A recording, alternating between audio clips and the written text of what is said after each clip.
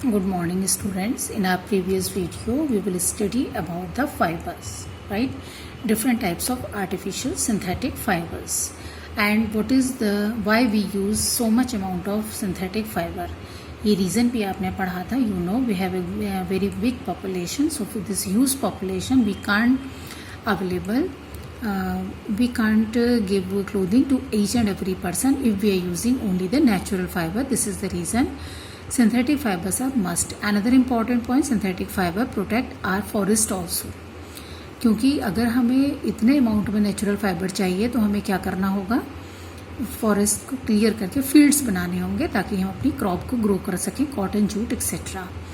Another important fact, synthetic fiber is can be prepared in so many colors etc. So in modern life, according to our modern lifestyle also, synthetic fiber is very important. Point number 3, synthetic fiber is very strong, for example nylon. So according to the present day's demand, it's very important we have to use synthetic fiber. So there are so many reasons. Durability, cost is very low, maintenance is very low, very strong fiber. This is the reason synthetic fiber is superior than the natural fiber. In the same way, as you know, synthetic fibers are the polymer. Similarly, plastics are also the polymer. You know, today's we use so many types of plastic and different and to prepare different types of items. For example, we use plastic in our furniture, in our the containers that is colorless. Food items को store करने के लिए जो हम use करते हैं, outer framing and inner covering of the automobiles etcetera, and different types of container, lunch box, pencil box. That means we can say your tile, mica, everything is made up of plastic, switchboard, plug points etc. So in this way we can say present age is plastic age. That means in everyday life हमारे चारों तरफ जो है plastic की जो चीज़ें हैं वो सबसे ज़्यादा हैं. So in the next topic of this chapter we will study about the plastics.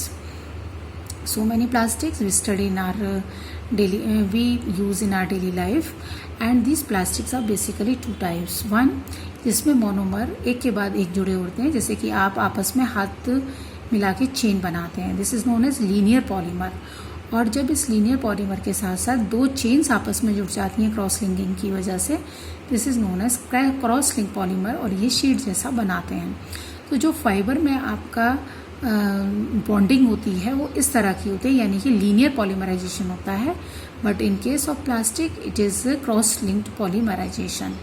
So on the basis of this one, fiber हम ए टाइप का बनाते हैं लीनियर पॉलीमराइजेशन से, और प्लास्टिक हम क्रॉस लिंक पॉलीमर से बनाते हैं. एक बात यहाँ पे आपको और भी ध्यान रखनी है कि जो पॉलीमर सिंथेटिक फाइबर होता है वो सिंपल फाइबर होता है प्लास्टिक का, और उसको सीधे विवन किया जाता है, कोई थ्रेड प्रिपेयर नहीं किया जाता है, ठीक है.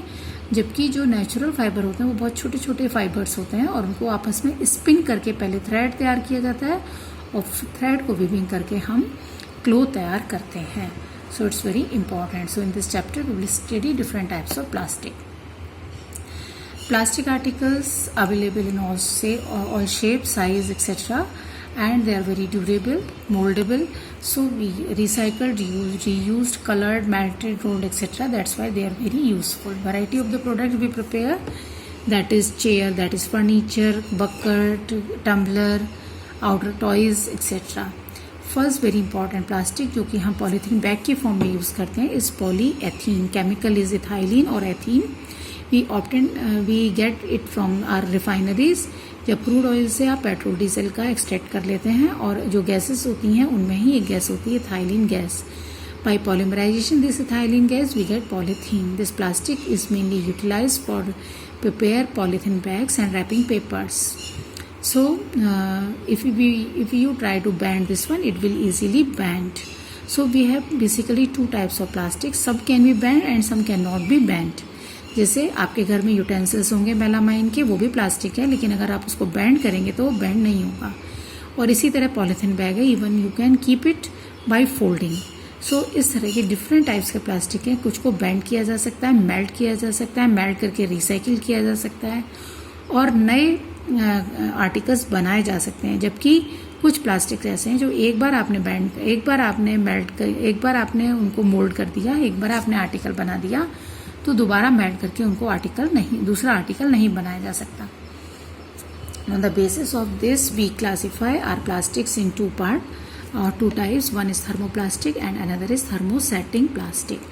तो थर्मोप्लास्टिक वो हैं जो बेंट हो सकते हैं, मेल्ट होते हैं, मेल्ट होने के बाद रीमोल्ड हो सकते हैं, वो सब थर्मोप्लास्टिक्स हैं. Important example polythene, PVC etcetera and so many other also, polystyrene, polypropylene etcetera, ये सब थर्मोप्लास्टिक हैं. इनका इस्तेमाल टॉयज़, कॉम, फर्नीचर, कंटेनर ये सब करने में किया जाता है. दूसरे तरह के प्लास्टिक्स होते हैं जिनको एक बार मोल्ड कर दें तो दोबारा सॉफ्ट नहीं किया जाता हीट करने पर. They can not be remoulded. Tough होते हैं, आप इनको फोल्ड भी नहीं कर सकते हैं, बेंट नहीं कर सकते हैं. And they are use to prepare utensils known as the melamine utensils and switches, boards etc. and cooker handles, pan handles etc. So basically two types of thermosetting plastic we study. One is bakelite, another is melamine. तो जो black colour का होता है वो बेकालाइट है और जो colourful होता है वो मेलामाइन है. ये डिफरेंस है इन दोनों में.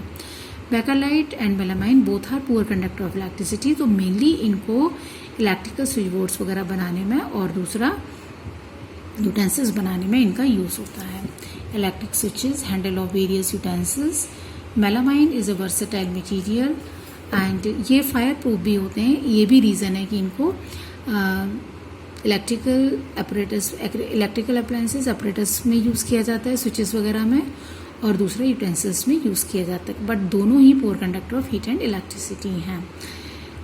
Melamine fibre can resist the fire. So fire proof clothing में भी मेलामाइन का यूज़ होता है. और इस तरीके से दोनों ही थर्मोप्लास्टिक और thermosetting plastic are very important for us.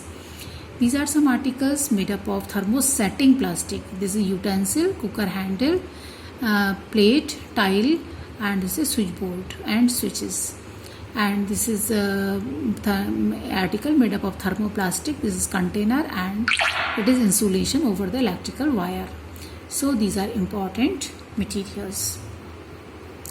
Plastic as material of choice. अब आपको एक बात सोचनी होगी कि प्लास्टिक जो है हम बार बार गवर्नमेंट का भी सुनते हैं कि वो बैन कर देती है प्लास्टिक को. इवन देन हम इसे अपनी लाइफ से निकाल नहीं पा रहे हैं. ठीक है, तो हमें ये सोचना है कि प्लास्टिक्स हमारी इतनी बड़ी चॉइस कैसे बन गई है, यही आपको इसमें स्टडी करना है. और बाद में ये भी आपको कंक्लूजन करना है कि प्लास्टिक को लाइफ से निकाल देना अक्लमंदी है या इसको वाइजली यूज़ करना, यानी यूज़ विद वाइज डिसीजन ज़्यादा बेहतर है. ये आपको फाइनली इसमें कंक्लूड करना है इस चैप्टर के बाद.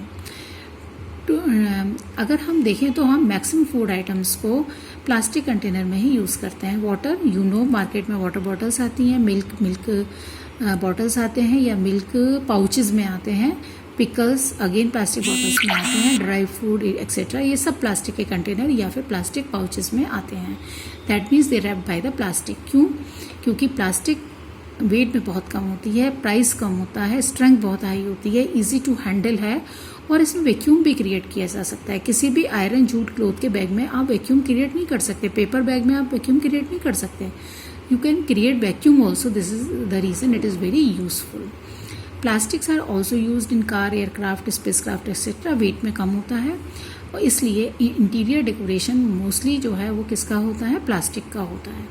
तो एंडलेस लिस्ट है आपके. Slipper, furniture, decoration pieces, each and everything are made up of plastic. What are the important characteristics of plastic? So it is very very useful. Number 1, plastic is non-reactive. किसी भी चीज़ से react नहीं करती, इसलिए health industry, medicine में बहुत ज़्यादा use होती है.